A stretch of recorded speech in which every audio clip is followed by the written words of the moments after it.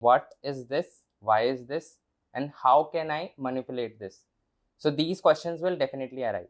So I would recommend forming questions with why. Why is this important? Why is this necessary? Secondly, जो आपको पहले से आता है उसके साथ आप कनेक्शंस डेफिनेटली फॉर्म करो.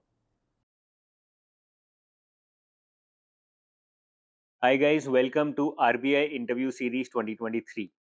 Today I have a very special person who has cleared RBI examination, and the reason that I call him special is because number 1, he has cleared RBI in his first attempt, and number 2, because he's from the same college that I belong to, that is Hindu College, Delhi University. So we have, so to say, a very intangible and a long bond that even we might not be aware about.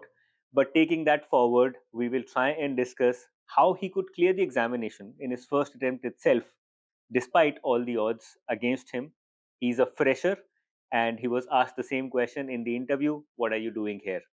So let's start with the interview. First of all, I would like Rishabh to introduce himself and talk about his life, his journey, his educational background, work experience, if at all, and then we will discuss about his ways that proved that he could clear the examination in his first attempt itself.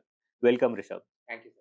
Can you just introduce yourself to the students out here so that they know about your education and they can probably tie all the knots and understand how you could clear the examination in your first attempt itself? Hi, I'm Rishabh. I'm a BCom Honors graduate from Hindu College. Currently, I'm also pursuing Masters of Commerce. Throughout my college, I was very much interested in the financial markets of the country. And specifically during my second year in college, there was a part key I wanted to do something for the nation. And it would be it indirectly through an organization like RBI. So it's RBI stood out for me, and it was the only target I had. I appeared for various examinations, but the main target was always Reserve Bank of India. तो RBI के बारे में पता कहाँ से लगा सबसे पहले? Because lot of students come to know about RBI and the examination very late in their lives.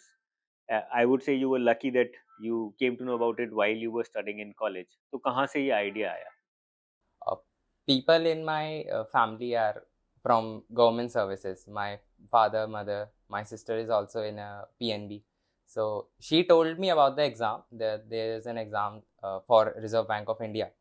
Plus, my brother-in-law, he also said that this can be a way for you. Then I started looking on YouTube, and I found Anuj sir's video, and those are very helpful to give a clarity ki it's a solid job. Plus, it's not just a job for the sake of being a government job, but it provides a stability plus intellectual simulation that I was keeping in mind always to have that throughout my career, not be a monotonous जैसे कहते हैं ना sir कि सरकारी हाथ वाले लोग हैं. Right. Rishabh, when we were talking, you were discussing about how to study, and this is an area that a lot of students, I would say majority of students, still are unaware of कि पढ़ना कैसे है. पहले ये identify करना क्या पढ़ना है, बट सेकेंडली ये सोचना भी कि कैसे पढ़ना है. Lot of students are unaware of this idea itself. So what techniques did you follow? Where did you learn these techniques? And what kind of advice would you give to the students of the future? How much time should they be spending on identifying how to study? So can you throw some light on that? Because I believe that was a major factor in your success. So I consider myself an intermediate learner, and my techniques basically hover around inquiry based learning, plus you can also call them active learning.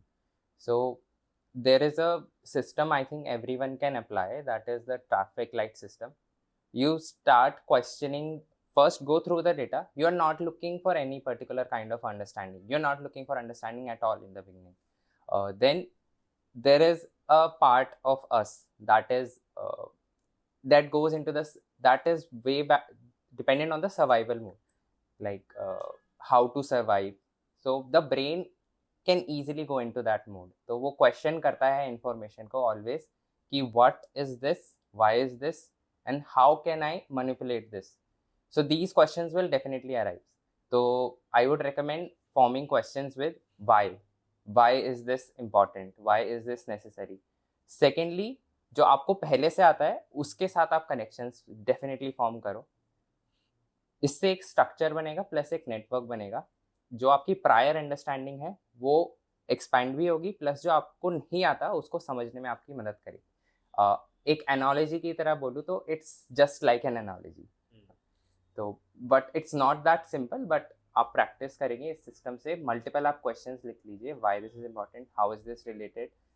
जैसे for example sir management में motivation में different motivation theories है। तो एक Maslow की theory, how is this related to the equity theory, how is this related to Bloom's theory. So you connect these are important. आपको एक बार starting में लग सकता है कि ये इन सबके कनेक्शन और डिफरेंसेस से मुझे क्या ही पता चलेगा, मैं अपना टाइम वेस्ट करने से अच्छा इनको रट लेता हूँ। आप रट सकते हो, definitely you can do that, but वो जो आपको holistic understanding in the perspective of an exam like reserve bank of India वो चाहिए। Where did you come to know about this idea at all that I have to learn about how to study? Because honestly, majority of us don't think like this. हम लोग के सामने एक target होता है, we just tunnelize our vision and we are like focused on that exam or that target itself. और हम ये नहीं सोचते नॉर्मली कि मुझे सिलेबस करने के अलावा ये भी सीखना चाहिए। तो ये आइडिया कहाँ से आया that I should be spending some time on figuring out how to study?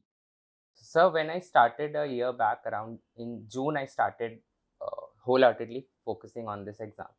There was a time when I followed your schedule that you gave, but it wasn't. It was working for me, but it became monotonous really quickly. और उसमें sir there were times then मैं पढ़ रहा हूँ notes में से जो provided है, मेरे को उबासियाँ आ रही है, मेरे को नींद आ रही है, plus eight the end of the day I feel drained. So I thought कि there must be something, a way to do this in a efficient manner, more faster, or not necessarily faster but efficient, और उसको मेरे को बार बार ना करना पड़े। So then I came across a YouTube channel, Dr. Justin Sung. He is kind of a role model for me also.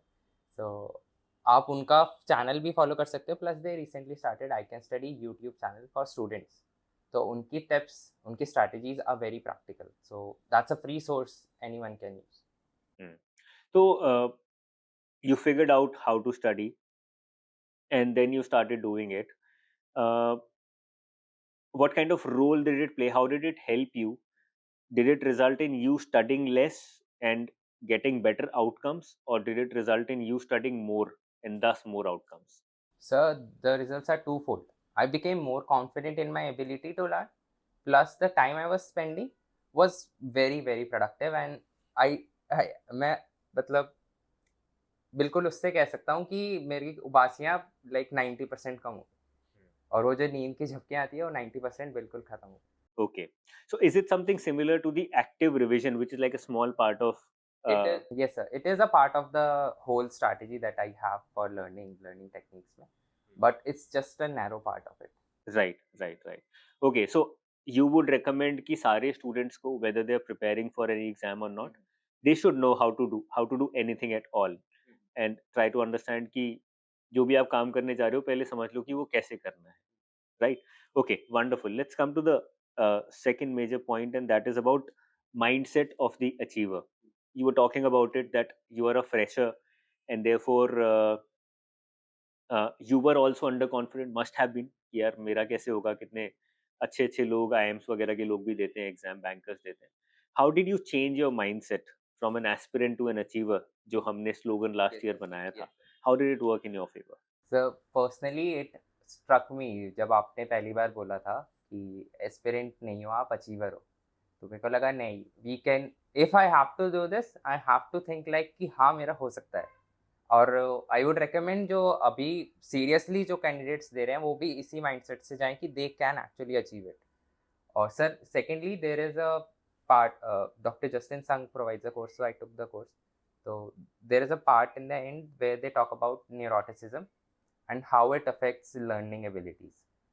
So मेरे को personally नहीं लगता, आई वॉज वेरी कह सकते हो पॉजिटिव काइंड ऑफ, बट जब मैंने उनके टेस्ट करे न्यूरोटिसिज्म के, तो आई वॉज बिल्कुल आई वॉज टचिंग कि येस यू आर न्यूरोटिक।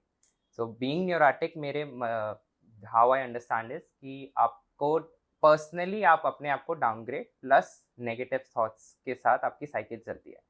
और ऐसा मेरे साथ भी होता था कि कोई चीज़ नहीं समझ में आ रही, नहीं, नहीं, रहने दे, तेरे से नहीं होगा, मत कर।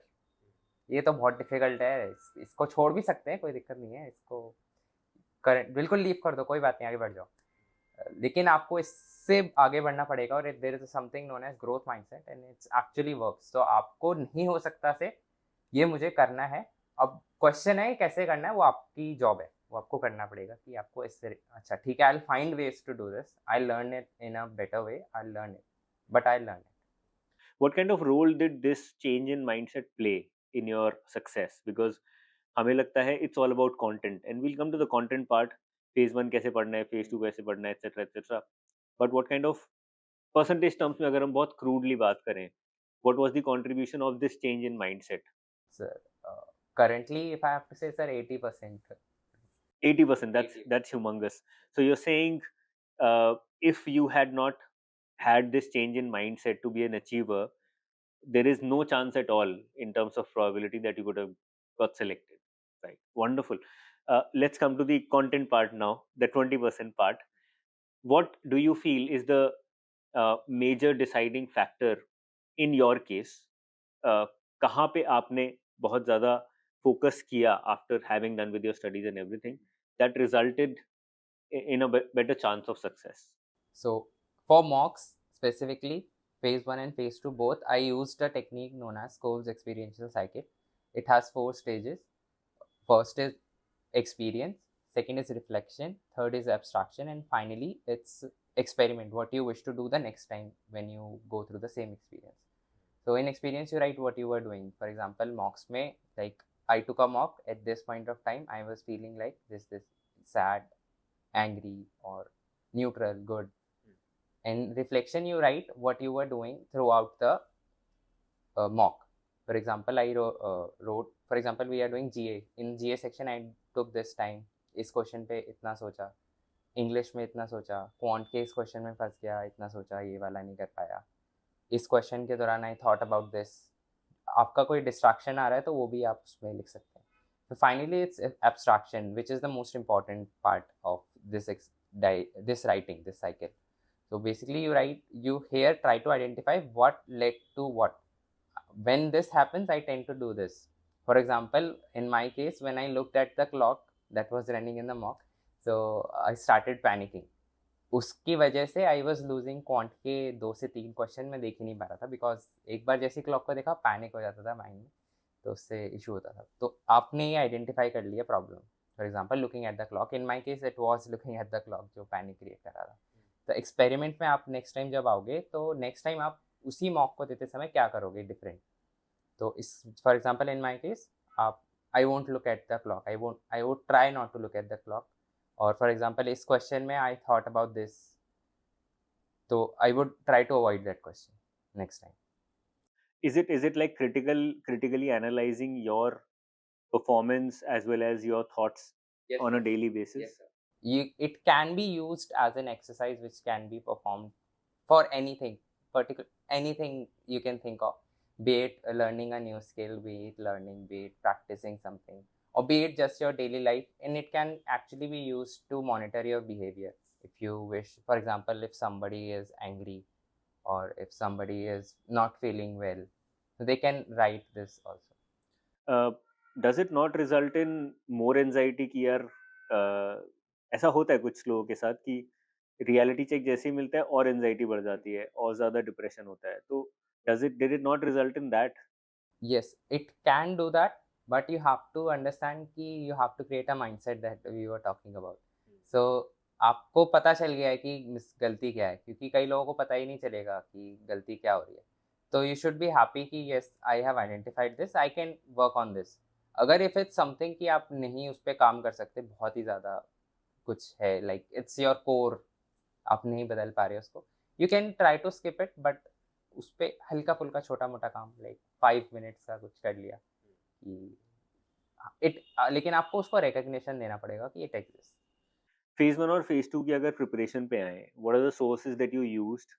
एंड बहुत सारे स्टूडेंट्स का ये एक प्रॉब्लम होती है एंजाइटी की वजह से, that they keep running around for more and more material.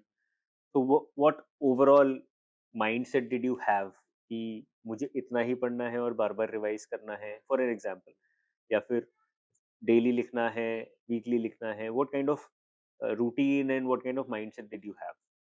So through these interviews only आप जो कैंडिडेट्स ने मिस्टेक करी हैं पहले, अब उनसे सीख सकते हो डेफिनेटली. तो for example running around multiple sources, हर कोई बोलता है कि इट्स अ बैड एडवाइस. तो आप भी वही गलती करोगे तो फिर फायदा है, उसमें टाइम वेस्ट होगा. तो आई वॉज श्योर कि I was going to follow a single source, and मेरे उसमें अनुज जिंदल का कोर्स वॉज ओनली सोर्स, और कहीं से नहीं पढ़ा. And what kind of daily routine did you have? For example, हम सिलेबस खत्म कर देते हैं एग्जाम से, लेट्स से 4-5 महीने पहले. तो उसके बाद उन 4-5 महीनों में क्या किया? और एग्जाम से you started your preparation almost a month before the exam, a year before the exam, sorry. तो एक साल, do you feel that it was required in your case to prepare and give the examination? What exactly did you, how did you plan your life in this 1 year? So when I think back what I know now, अगर मेरे को बिल्कुल starting में पता था तो मेरे को शायद एक साल ना लगता. But the exam requires a certain amount of time, and it can not be done in 3 months और 2 months. आप कोई बोलता है आपको तो डेफिनेटली उसको पहले से प्रायर एक्सपीरियंस है उसका, इसलिए वो कर पा रहा है. तो आई वुड से कि इट टेक्स टाइम. तो अगर फेज 1 और फेज 2 की स्पेशली बात करें थोड़ा सा, तो what kind of routine did you follow? कि phase 1 phase 2 were you preparing for them together, या फिर पहले खाली फेज 2 किया? एग्जाम से एक महीने पहले किस तरह से तैयारी, रिवीजन किस तरह से किया? You've already said that you followed an active studying method. Active revision का रोल उसमें था या नहीं था? Those things. I want to talk about those things. Yes. So sir जैसे ही आपका सिलेबस पूरा हो, यू स्टार्ट गिविंग मॉक्स, और स्पेसिफिक सेक्शंस टारगेट कर लो कि ये नहीं आता तो उसके क्वेश्चन लगाना शुरू कर दो. But you can not skip on मॉक्स. आप हर हफ्ते जैसे अनुजंदल कोर्स में वी हैव अ कैलेंडर, तो उसमें बोला जाता है कि वीकली एक मॉक.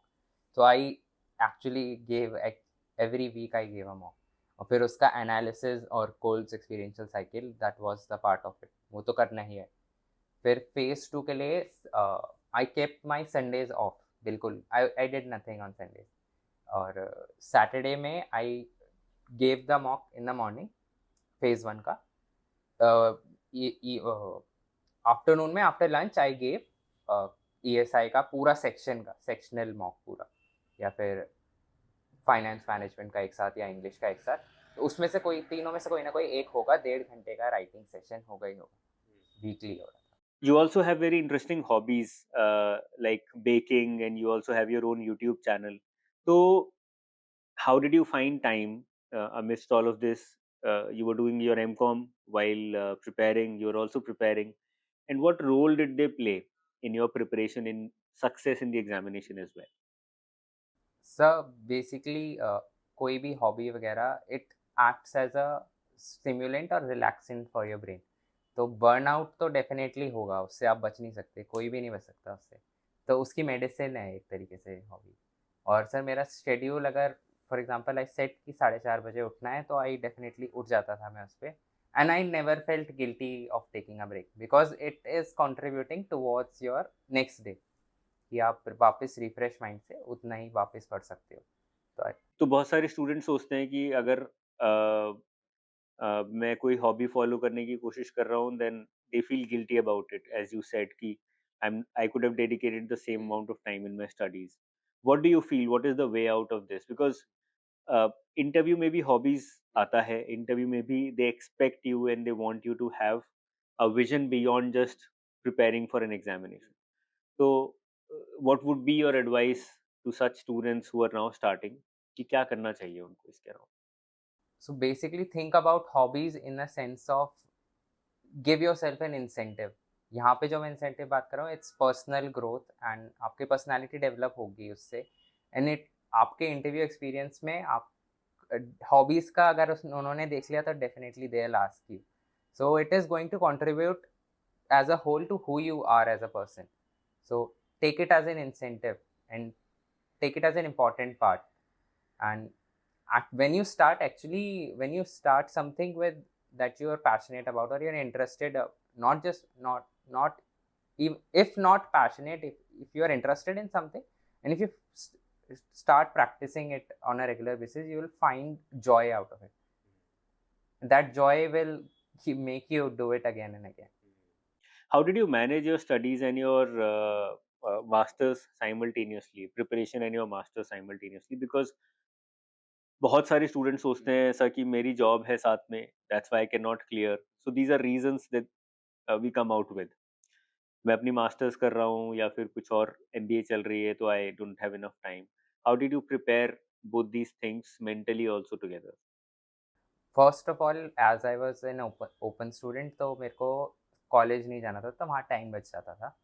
प्लस जब एग्ज़ाम आया सर एम कॉम का, it was in March. March में वी आर एक्सपेक्टिंग कि RBI might just come out with the dates. तो मेरे को अपनी एबिलिटीज़ पे पता था कि हो जाएगा। और प्लस सर इसमें एक और एडवांटेज हो गया कि जो टॉपिक्स थे, international business management, organisational behaviour और मैनेजरियल इकोनॉमिक्स, ये सब ओवरलैप हो गया आरबीआई के सिलेबस से। तो वहाँ पे मेरा थर्ड रिवीजन था सर मार्च में। थर्ड रिवीजन में आई कवर्ड एम कॉम का पार्ट बी, और जो एक सब्जेक्ट अलग था बिजनेस स्टेटिस्टिक्स, उसके लिए I gave every day 1 hour. उस पूरे शेड्यूल में से जो आरबीआई का शेड्यूल था उसमें से 1 आवर आई कट और उसको डेडिकेट कर दिया कि ये भी करना है। शुड अ स्टूडेंट और did you study all the subjects together? Because ये एक बड़ा कंफ्यूजन रहता है। I personally feel that we should not be studying more than 2 subjects every day. वो मेरा एक पढ़ने का या फिर पढ़ाने का तरीका है। What was your way? Were you studying like 4 things on the same day, or were you just picking up 2 subjects, completing them in a month, and then picking up something else? I followed a weekly schedule, तो हर week पे it was revised कि इस week में you have to cover these topics. And कई बार क्या होता था कि अगर ज़्यादा मेरे पास टाइम है तो आई स्पेसिफाई कि इस डे पे ये होना चाहिए। तो उनमें सब्जेक्ट्स नेवर, एक दिन में 2 से ज़्यादा सब्जेक्ट्स कभी भी नहीं हुए। Hmm. So you also followed that kind of a life. ये नहीं कि बहुत मल्टीटास्किंग कर रहे हैं, एक दिन में 5 सब्जेक्ट उठा रहे हैं। That you did not follow.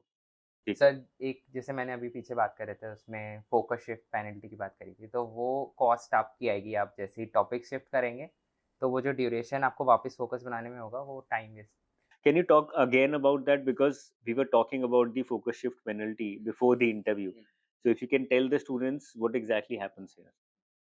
For example, you are studying for 1 hour and you can focus for 1 hour, but आप ट्राई करते हैं वापस नए टॉपिक पे जाने की 1 घंटे के बाद, लेकिन आपको जो वापस फोकस उस में लाने में कम से कम 5 मिनट से 10 मिनट लगेगा। तो रादर देन आप स्ट्रगल करो उस फेज में, you can use that time to settle down और टेक अ रेस्ट और take a break. The break can be complete break, shut off, आप नैप ले सकते हो, नहीं तो go out, walk in the room you are in, और change the room you are in. Changing the room also helps. और एक बार एक मतलब 2 पार्ट्स बोलते हैं जैसे ब्रेन के, स्लो एंड फास्ट थिंकिंग। तो स्लो थिंकिंग एक्टिवेट करने के लिए you need to shut off something else. तो आपका जब सबकॉन्शियस माइंड अपने आप पीछे कुछ कुछ करने लगेगा, अपने आप कनेक्शंस बनाएगा, वो आपको समझ में भी आने लगेगा। तो मतलब यू आर ट्राइंग टू से कि मैंने एक सब्जेक्ट पढ़ा 1 घंटे के लिए, now if I want to move to another subject, तो मेरे को थोड़ा सा टाइम हाँ वेस्ट होगा मेरा, हाँ हाँ right?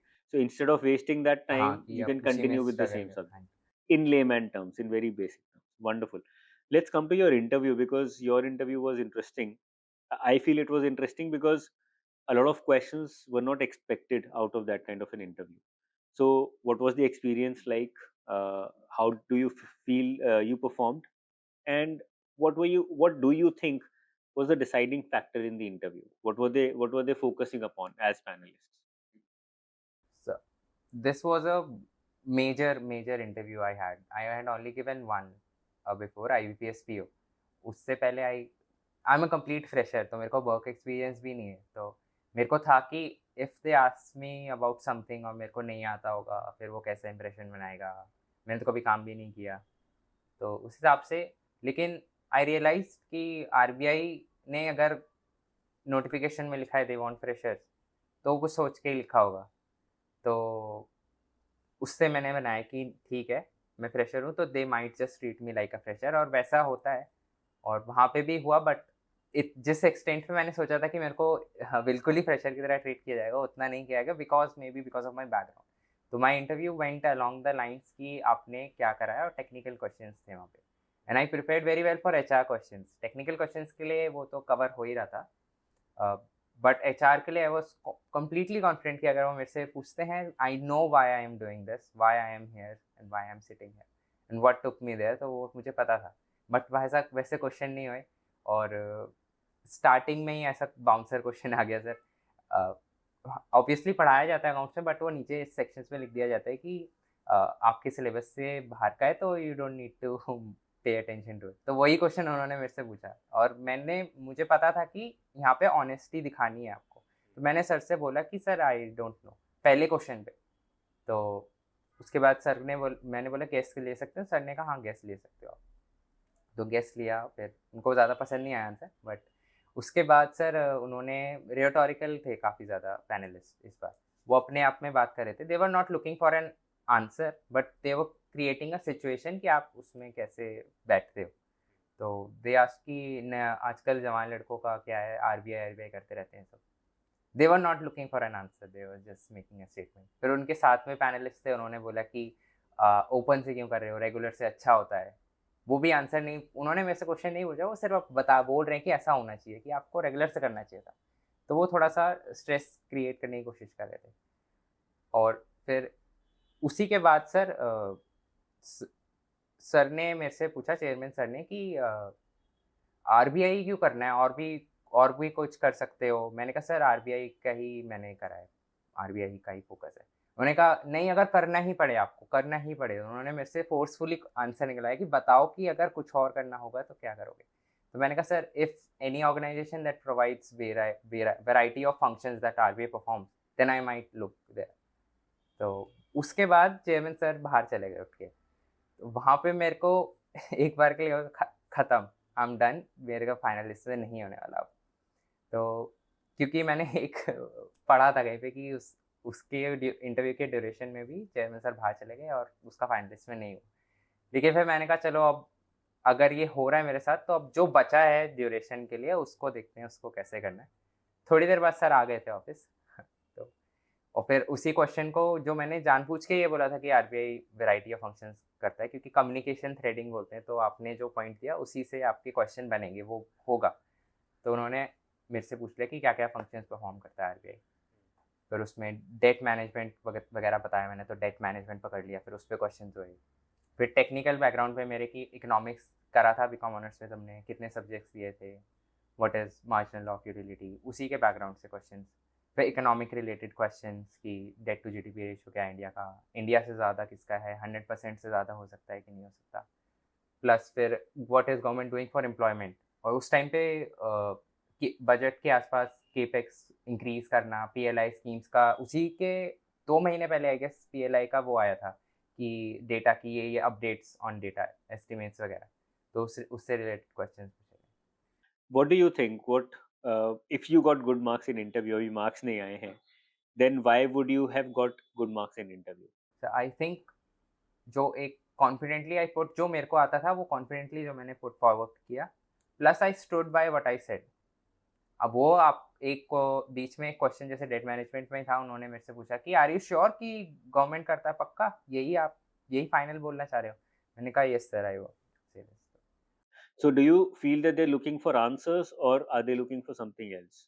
Sir they are basic knowledge उन्होंने आपकी टेस्ट कर ली है, फेज़ 1 फेज़ 2 में वो टेस्ट हो चुकी है। नाउ दे आर टेस्टिंग कि आप एज एन ऑफिसर कैसा बिहेव कर सकते हो ऑर्गेनाइजेशन के लिए। प्लस उसी में सर मेरे हिसाब से एक होता है कि लिसनिंग एबिलिटी कैसी है आपकी। जैसे मेरे केस में हुआ, वहाँ पे कुछ क्वेश्चंस पूछे ही नहीं गए मेरे से, वो क्वेश्चंस नहीं थे। तो आपको रियलाइज़ करना पड़ेगा कि कुछ चीज़ें आपको सुननी पड़ेंगी वहाँ पे। और जैसे वहाँ पे उन्होंने अटैक तो नहीं बोलेंगे, बट उन्होंने सीधे-सीधे बोल दिया कि ओपन से तो बेकार है, रेगुलर से बेटर होता है ज़्यादा। तो वहाँ पे भी आपको अपना काम मेंटेन करके रखना है, और आप एज़ कन्वर्सेशन करने गए हैं वहाँ पे, वैसे करें बस। Don't pretend to be something you are not. You were talking about revision. थोड़ी देर पहले जब हम डिस्कस कर रहे थे, तो what role did revision play in your success, और रिवीजन का तरीका क्या था तुम्हारा? I want you to talk about that. So there's a space repetition technique. So you need to follow it. अगर आपने कोई टॉपिक किया है तो नेक्स्ट डे और द जिस दिन करा है उसी शाम को आप एक बार वापस उसको रिवाइज करें, नॉट वापस नोट्स वगैरह पढ़ के, वो नहीं, एक्टिवली रिकॉल इट. आपने भी एक बार सिखाया था उस तरीके से. फिर revise that same thing 1 week later. Now जब पूरे होल मंथ का जो टॉपिक्स हैं वो revise it at the end of the month. तो वो जो टॉपिक है आपने 1 महीने में 3 बार रिवाइज कर लिया है, और तीनों बार you try to introduce something new to it. जैसे पहली बार आपने एक्टिव रिवीजन किया, at the end of the week you try to frame questions from it, ये क्वेश्चन हो सकते हैं. फिर finally you can try to teach it to someone else. और आपकी अंडरस्टैंडिंग अगर अच्छी है, आपने उसको होलिस्टिकली पढ़ा है और आपने अपने दिमाग में स्ट्रक्चर्स बना लिए, कनेक्शंस बना लिए उस इन्फॉर्मेशन के, तो आपको गैप्स ढूंढने में बहुत ईजी हो जाएगा. तो जो नॉलेज में गैप्स हैं वो रिवीजन से ही आएगा. और एक बार पढ़ के तो कोई भी कॉन्फिडेंट हो सकता है. 1-2 घंटे बाद आप कोई कुछ, जैसे मैंने अभी कुछ पढ़ा, 2 घंटे बाद मेरे से इस इंटरव्यू के बारे में भी कोई पूछेगा तो I will be very efficiently tell them about कि ये हुआ. इवन ऑर्डर भी बता सकते हैं आप 2 घंटे बाद, लेकिन वो जो गैप आता है वो जो आएगा, बिकॉज ये ह्यूमन ब्रेन है, it can not remember everything.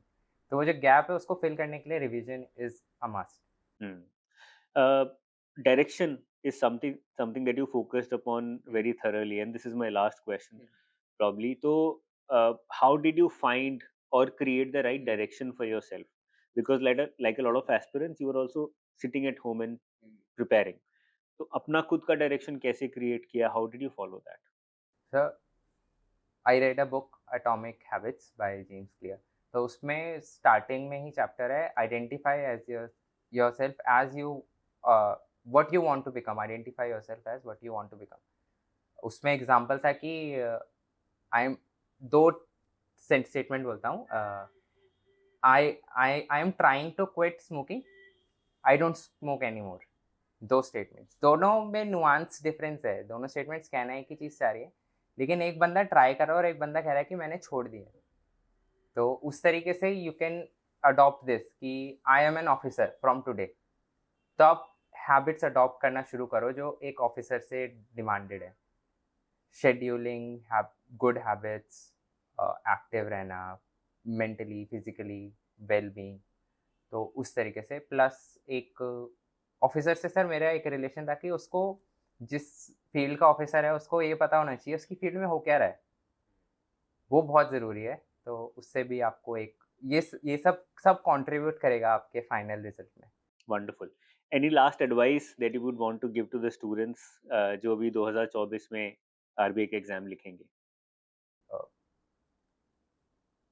आप correct me if I am wrong, but एक बार को देख के कि 2 लाख से 3 लाख लोग अप्लाई करते हैं, फिर 3000 पीपल सेलेक्ट होते हैं उसमें. मेरे हिसाब से do not look at that number. आप आपका कंपटीशन सिर्फ वो 3000 पीपल हैं जो फेज़ 1 में क्लियर हो रहे हैं. एंड ट्रस्ट मी, मैंने बहुत सारे लोग देखे जिनको गेट पे भी नहीं पता होता कि 2 आवर्स का पेपर होता है फेज़ 1 का. तो आपका वो कंपटीशन है ही नहीं. आप, और प्लस सेकेंडली आप अपने आप से कंपटीशन लगाओ, किसी और से मत लगाओ. Be better than yourself, that can help. Wonderful, wonderful, Rishabh. With this, let's end today's session. I have a small gift for you. Last जो हमारा इंटरव्यू हुआ था, स्टूडेंट्स वर आस्किंग कि बॉक्स में है क्या. So let me just open it up. So this is something that we have got prepared for all the selected students this time. So we have a host of things here. Hopefully, जो इस बार exam देंगे, they will come next time and have this. So this is for you. Congratulations once again. Thank you sir. So this was all for today's RBI interview series of 2023. A big congratulations to Rishabh, cracked the examination in his first attempt, and I'm very sure the philosophical and metaphysical things that he talked about will inspire you as well, and give you the right direction to clear the examination at the earliest. I'll see you very soon. If you liked this session, this interview series, do not forget to subscribe to the channel. I'll see you very soon with a host of other videos as well. Till then, take care. Bye bye. Jai Hind.